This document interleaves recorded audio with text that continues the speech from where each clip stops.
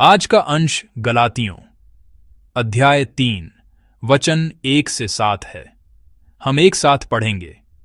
हे निर्बुद्धि गलातियों, किसने तुम्हें मोह लिया है? तुम्हारी तो मानो आंखों के सामने यीशु मसीह क्रूस पर दिखाया गया। मैं तुमसे केवल यह जानना चाहता हूं कि तुमने आत्मा को क्या व्यवस्था के कामों से या विश्वास के समाचार से पाया? क्या तुम ऐसे निर्बुद्धि हो कि आत्मा की रीति पर आरंभ करके अब शरीर की रीति पर अंत करोगे? क्या तुमने इतना दुख व्यर्थ ही उठाया? परंतु कदाचित व्यर्थ नहीं। जो तुम्हें आत्मा दान करता और तुम में सामर्थ्य के काम करता है, वह क्या व्यवस्था के कामों से या सुसमाचार पर विश्वास से ऐसा करता है? अब्राहम ने तो परमेश्वर पर विश्वास किया और यह उसके लिए धार्मिकता गिनी गई। अत यह जान लो कि जो विश्वास करने वाले हैं वे ही अब्राहम की संतान हैं। आमीन। पौलुस आज के इस वचन की शुरुआत गलातियों की नासमझी पर प्रकाश डालते हुए करता है। आइए हम आज के पाठ के पहले पद को एक साथ पढ़ें। हे निर्बुद्धि गलातियों, किसने तुम्हें मोह लिया है? तुम्हारी तो मानो आंखों के सामने यीशु मसीह क्रूस पर दिखाया गया। आमीन। अब तक पौलुस ने गलातियों के पहले और दूसरे अध्याय में गलातिया की कलीसियाओं से अपने प्रेरित होने और अपने सुसमाचार के ईश्वरीय स्रोत के बारे में एक रक्षात्मक लहजे में बात की थी। लेकिन अब इस पत्री को लिखने के अपने मुख्य उद्देश्य यानी विश्वास द्वारा धर्मी ठहराए जाने की सच्चाई पर जोर देने के लिए वह सीधे तौर पर गलातिया के विश्वासियों की गलतियों को उजागर कर रहा है। जब पौलुस ने गलातिया के विश्वासियों की दशा के बारे में सोचा तो उसका हृदय कितना निराश हुआ होगा, वह कितना दुखी हुआ होगा।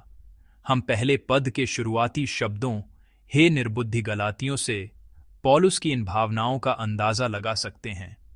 पौलुस इसीलिए निराश था क्योंकि जब उसने गलातिया के लोगों को सुसमाचार सुनाया था तो उसने मुख्य रूप से यीशु मसीह के बारे में प्रचार किया था, जो मानव जाति को बचाने के लिए क्रूस पर चढ़ाए गए थे। उसने इतने जीवंत रूप से प्रचार किया था कि वह कह सका, तुम्हारी तो मानो आंखों के सामने यीशु मसीह क्रूस पर दिखाया गया। आंखों के सामने दिखाया गया। इस वाक्यांश का अर्थ है कि पौलुस ने यीशु मसीह के क्रूस के बारे में इतने स्पष्ट और जीवंत रूप से प्रचार किया था मानो गलातियों ने उसे अपनी आंखों से देखा हो, और इसी स्पष्ट गवाही के द्वारा वे मसीह पर विश्वास करने लगे थे। ये वही विश्वासी थे जो इस प्रकार मसीह में आए थे, लेकिन अब वे व्यवस्थावादियों की झूठी शिक्षाओं से भटक गए थे। इसी कारण उन्होंने उस सच्चाई को त्याग दिया था जिसे उन्होंने ग्रहण किया था। यह देखकर पौलुस का निराश होना स्वाभाविक था। इसलिए आज के वचन में पौलुस गलातिया के विश्वासियों के विश्वास को फिर से सही करने का प्रयास कर रहा है। वह 2 पद में यह सवाल पूछकर उन्हें उनकी आत्मिक यात्रा की शुरुआत की याद दिलाता है। तुमने आत्मा को क्या व्यवस्था के कामों से या विश्वास के समाचार से पाया? क्योंकि पवित्र आत्मा को पाना, जो उद्धार का एक चिन्ह है, केवल विश्वास के द्वारा ही संभव है, कामों के द्वारा नहीं। इसके बाद पौलुस अब्राहम का उदाहरण देकर अपनी बात को समझाता है, जिन्हें विश्वास के द्वारा धर्मी ठहराया गया था। अब्राहम यहूदियों के लिए एक अत्यंत सम्मानित पूर्वज थे। इसलिए विश्वास द्वारा धर्मी ठहराए जाने के सिद्धांत की सच्चाई और उसकी ऐतिहासिक जड़ों को प्रमाणित करने के लिए पौलुस उन्हीं का उदाहरण देता है। वह यह स्पष्ट करता है कि जो कोई भी विश्वास करता है वह अब्राहम के समान ही उद्धार की आशीष प्राप्त करेगा। आइए हम आज के पाठ के 6 और 7 पद को एक साथ पढ़ें। अब्राहम ने तो परमेश्वर पर विश्वास किया और यह उसके लिए धार्मिकता गिनी गई। अत यह जान लो कि जो विश्वास करने वाले हैं वे ही अब्राहम की संतान हैं। आमीन। पौलुस अक्सर विश्वास द्वारा धर्मी ठहराए जाने के सिद्धांत पर जोर देने के लिए अब्राहम का उदाहरण देता है। ऐसा इसलिए है क्योंकि झूठे शिक्षक यानी व्यवस्थावादी अब्राहम के वंशज होने पर बहुत गर्व करते थे। इसलिए पौलुस उन्हें याद दिला रहा है कि उनके महान पूर्वज अब्राहम, जिन पर उन्हें इतना गर्व था, वे भी व्यवस्था के किसी काम जैसे खतना के द्वारा नहीं बल्कि परमेश्वर पर विश्वास करने के द्वारा धर्मी ठहराए गए थे, और यह उनके खतना होने से भी पहले की बात है। यह एक बहुत ही महत्वपूर्ण सच्चाई है, क्योंकि यह हमें सिखाती है कि उद्धार केवल और केवल विश्वास के द्वारा ही मिलता है। 7 पद कहता है, अत यह जान लो कि जो विश्वास करने वाले हैं वे ही अब्राहम की संतान हैं।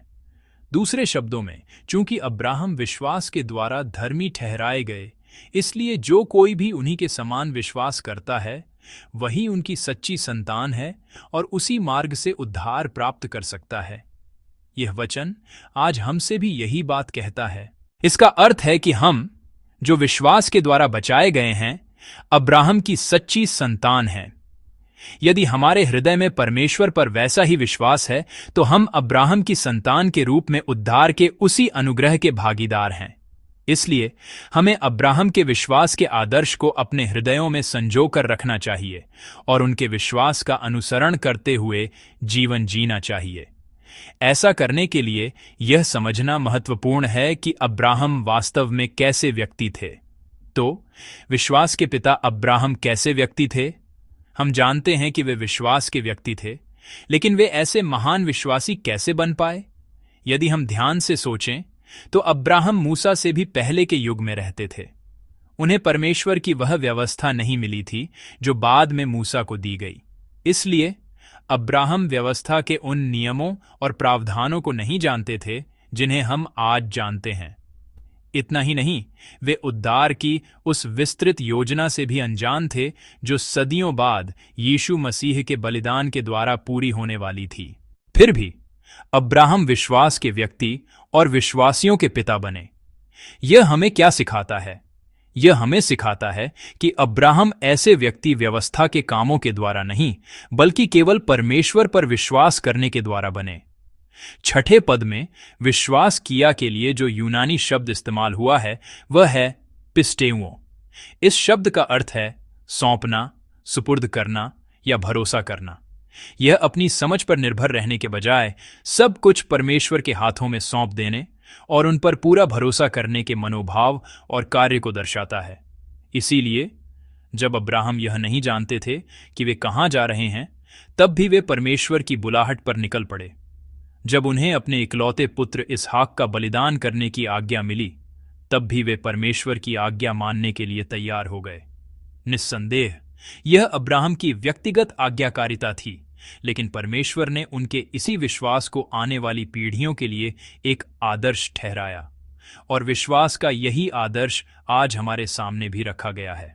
अतः यह हमें सिखाता है कि उद्धार पाने के लिए हम में भी अब्राहम के समान ऐसा विश्वास होना चाहिए जो सब कुछ परमेश्वर को सौंप देता है।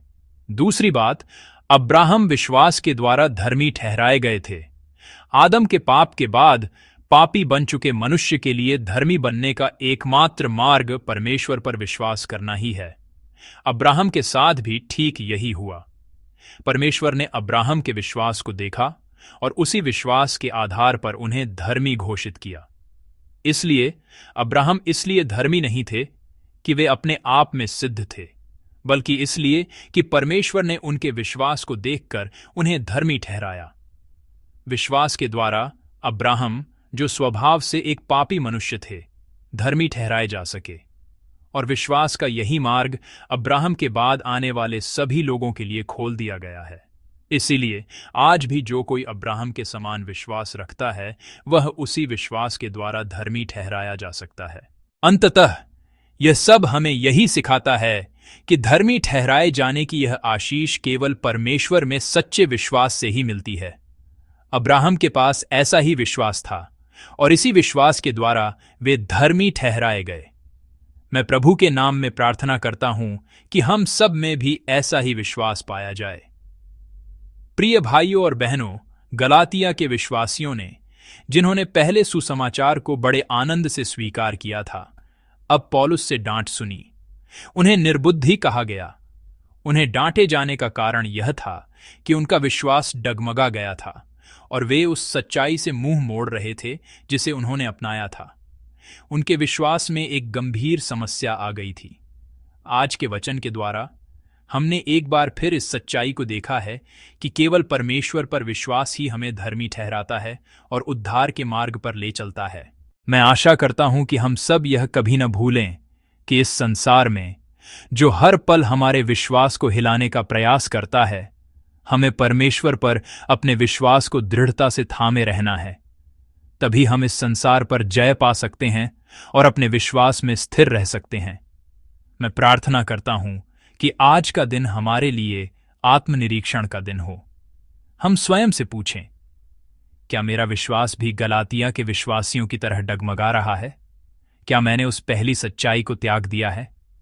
क्या मैं आज परमेश्वर के सत्य यानी सच्चे सुसमाचार पर मजबूती से खड़ा हूं? मैं प्रभु के नाम में प्रार्थना करता हूं कि हम सब अपने जीवन की जांच करें और अब्राहम के समान विश्वास में जीने का एक नया संकल्प लें।